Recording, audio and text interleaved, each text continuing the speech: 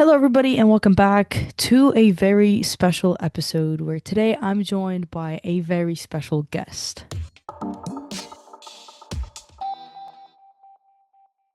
Joining me today is a Canadian defender who turns into a phenom whenever the Olympic lights are on.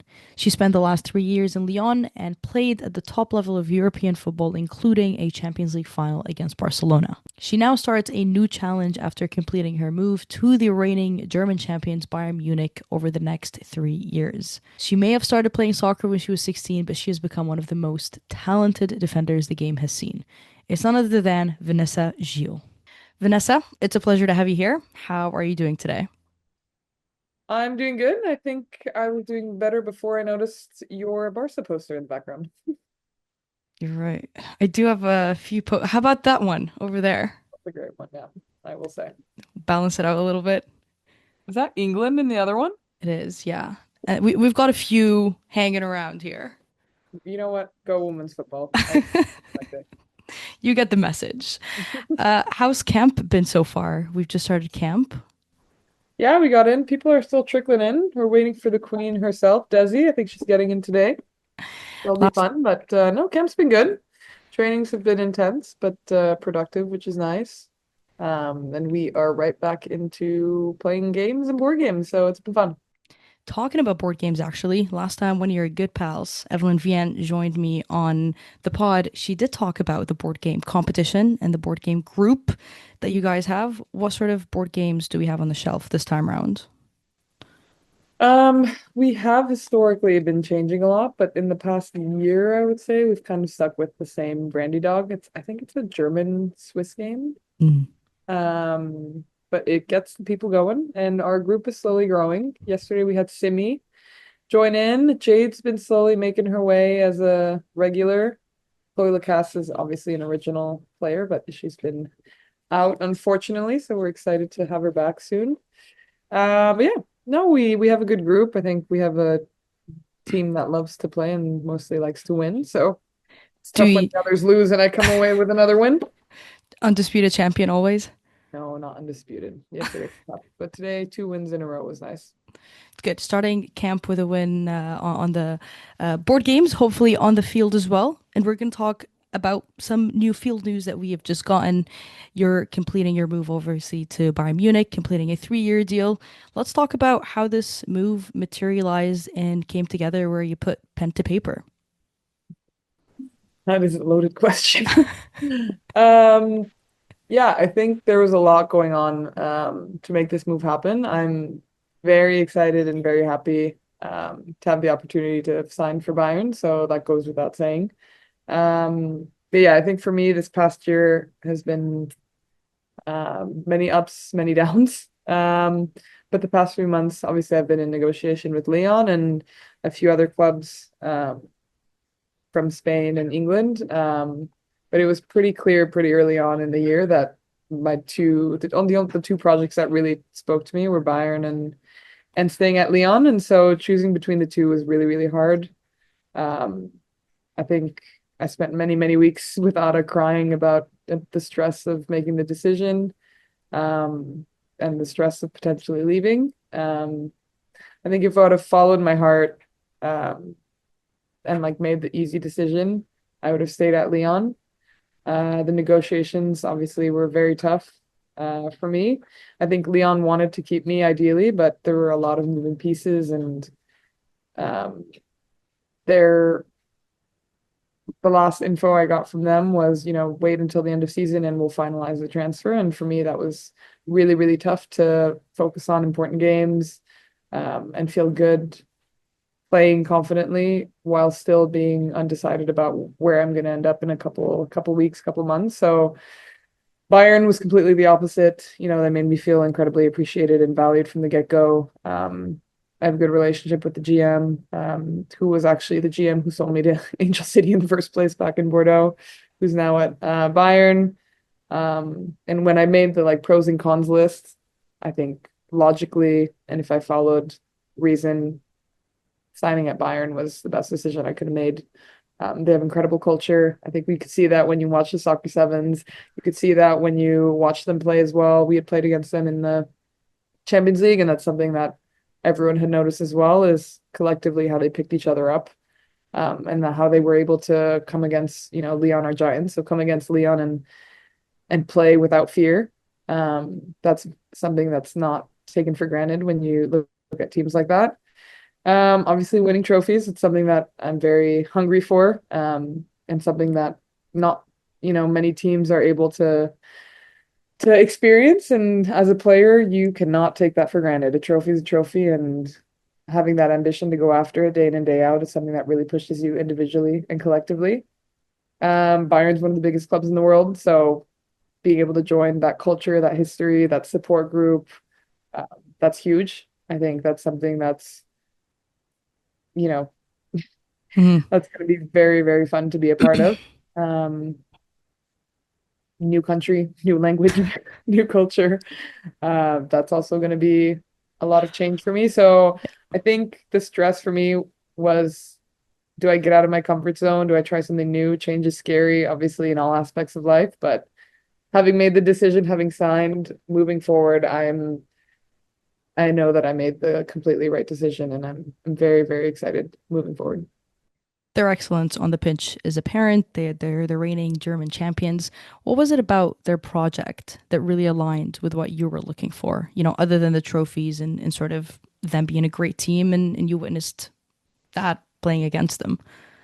Yeah, I think when you talk, I mean, okay, firstly, the coach that I talked to, Alex, and now the new coach, when you talk to both those coaches, you can tell that they both align in why they were hired and why they're coaching that team is first and foremost to win, the style of play and the project they're trying to build, but also the values that they instill in the team.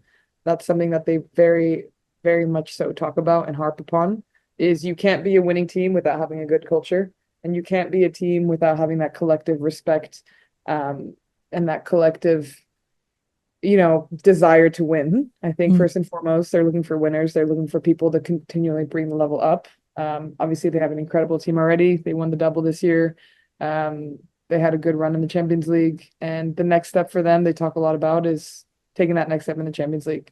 For me, that's something individually that I'm very, very hungry for and very ambitious and really, really want to get to. And I think having them talk about where they want to be, the people that they're bringing into the project, the investment that they're putting in bit by bit as well, or more and more, I should say.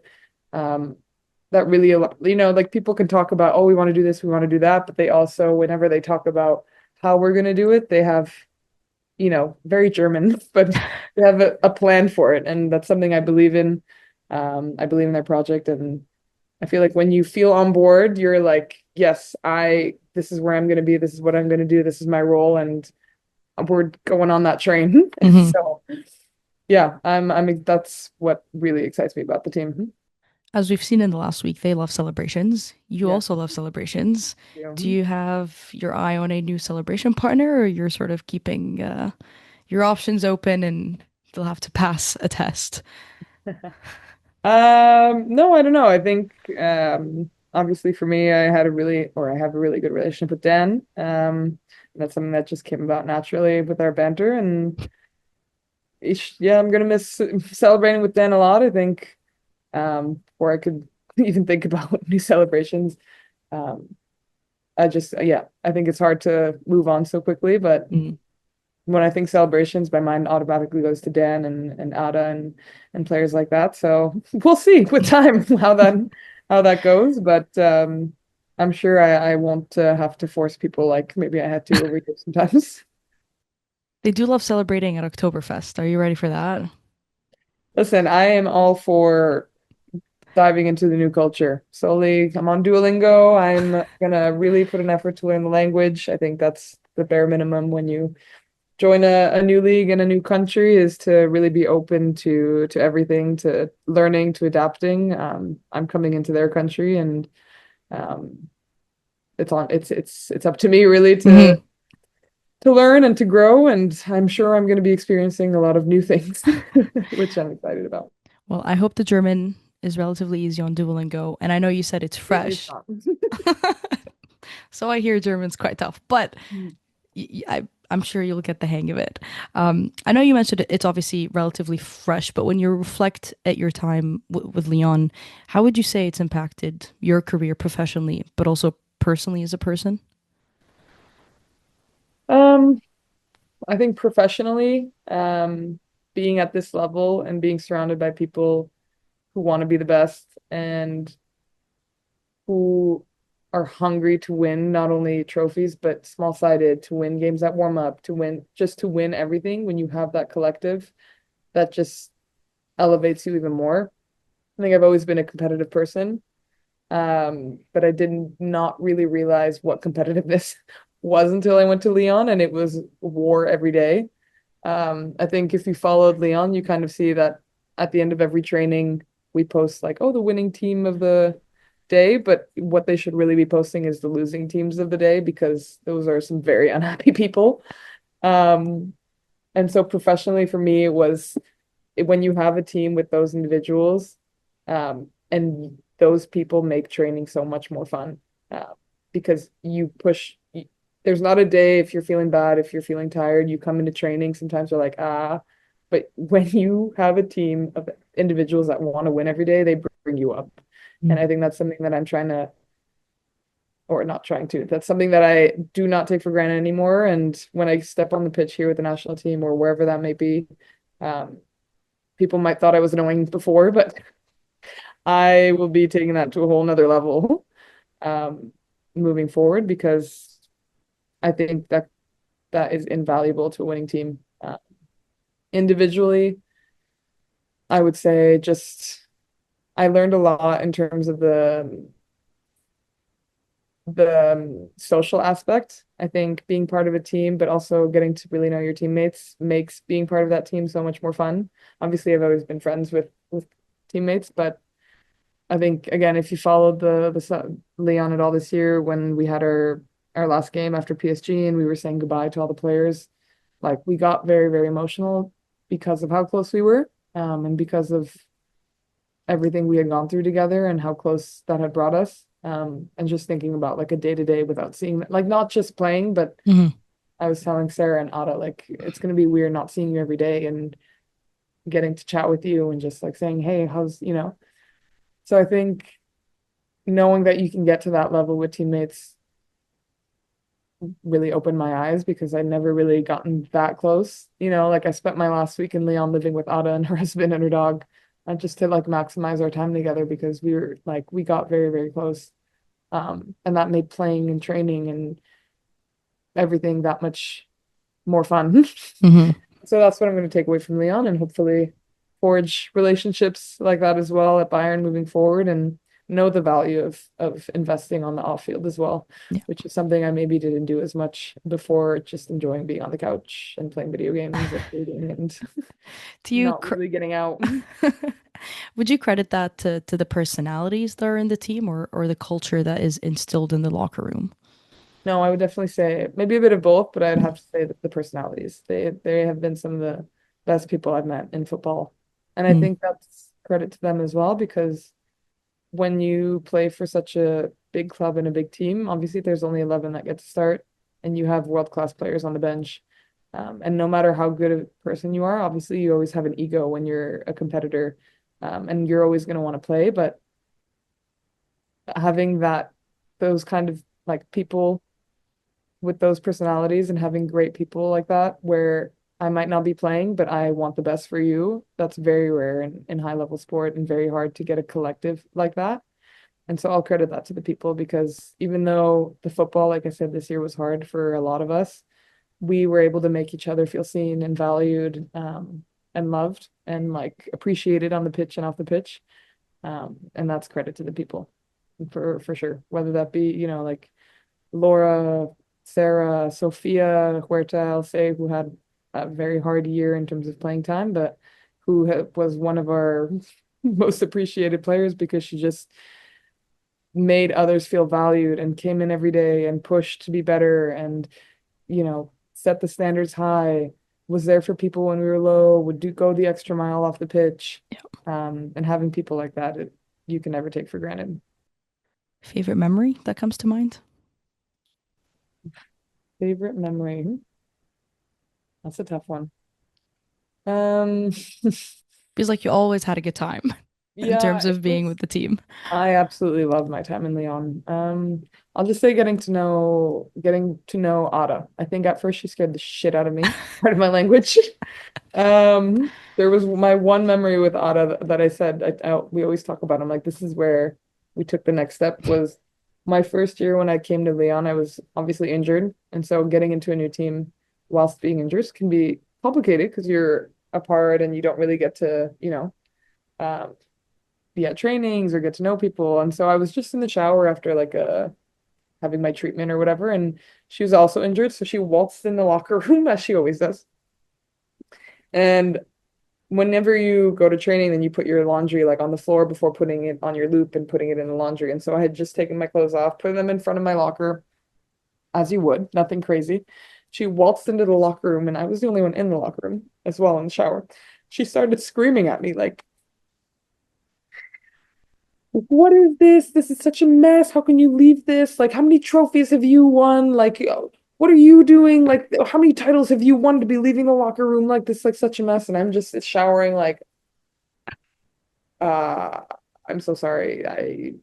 Like, I'm just kind of like whimpering. Mm. But that's like her humor as well. And so I always talk about, I was like, Otto, you scared the shit out of me. And I almost went home crying because I was so scared and was going to pack my bags.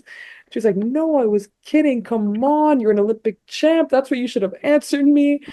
And then from then on, I learned to stick up to myself with her because that's just her humor. And that's what I'm going to miss most out of her, um, is how obviously people see her on the pitch as being this badass, goal Mhm. scoring, Ballon d'Or winning, like intimidating all in striker, but she is the biggest goof I've ever met, and the biggest kind-hearted and softy you'll ever get to know as a player. And that's probably the player I'm gonna miss the most, Yeah. every day. Hmm. Quite the unique welcome for an Olympic champion. But I think all she wanted to hear was that you're an Olympic champion bringing in that mindset into the locker room. Yes. I sort of wanted to touch on something that you briefly brought up and you've just recently discussed it as well, sort of dealing with stress and anxiety following the Olympics Mm, and sort of mental health is super important in terms of if you're feeling good up here, you're going to perform better on the pitch. mm. How have you dealt with that over the last few months? I think at the Olympics it was very tough, but it was tough for all of us. And so when things aren't going well, but we're all going through the same crap, then it's easier for a team to kind of bond, bonding through trauma. That's probably the Yeah. easiest way. And so obviously the summer was really, really tough, but we always had the collective to go through. And that's what elevated our game to the next level. I think Bev also leaving and us kind of feeling liberated helped with that stress and frustration, and anxiety. But then this year in club, I think on an individual level, it was really stressful. And I went through a lot of just low confidence and anxiety performance wise, and confidence wise, which I think I should have reached out to sports psych earlier and or leaned on people earlier, which I hadn't done because you don't really see I don't think you see the steps of like, oh, I'm anxious or like, oh, shit's building up until you crack. And I think for me, looking back, it was like I had close friends who were there for me and, who were always like, we were always talking about, oh, like this is, like, how are you doing? And I'm like, yeah, I'm good. Da, da, da. But I don't think until you crack, you kind of know the red flags are coming, which is, I think, the whole point of having a sports psych or talking to people in the first place is Mhm. avoiding that and kind of recognizing the steps. And for me, that Arsenal game was a big eye opener. Or even the Arsenal game before, like I'd felt numb for a long time playing football. Um, yeah, so I think when you crash, you realize the signs, and that's when you can kind of be like, I should have done better, or I should have talked to someone, or, you know, I probably should have done things differently, but you don't recognize Mhm. it at the moment. Um, yeah, so that would individually, I think this year was tough for me. And I learned a lot individually of if you're like being more vulnerable around your close ones or leaning on people, or it's okay to not be at your best all the time. That's high level sports. You can't play here all the time. But even like when you're playing at the biggest level. You're just human. And you should probably talk to a sports psych. That was my biggest lesson. I was actually going to ask you, what piece of advice do you have for NSL players? But you've sort of given us the best piece of advice here. But I Mhm. quickly wanted to ask about the NSL that's obviously kicked off.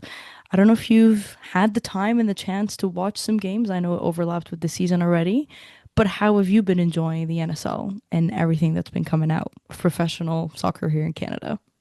Yeah, it's huge. I think the fact that the NFL has been able to start with such a higher minimum standard than what the NWSL started with all those years ago is huge.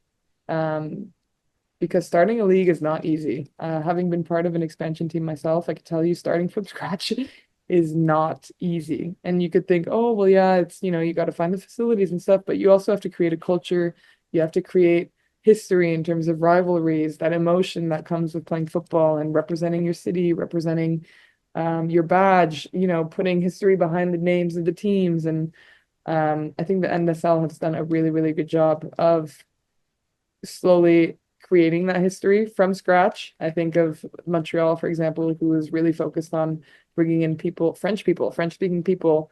Obviously, Quebec is Quebec, and so I think that's really important to the culture of the province and the city, and the supporters coming to watch their games and coming to support them. On the flip side, I think, Vancouver, for example, has a lot of homegrown players as well.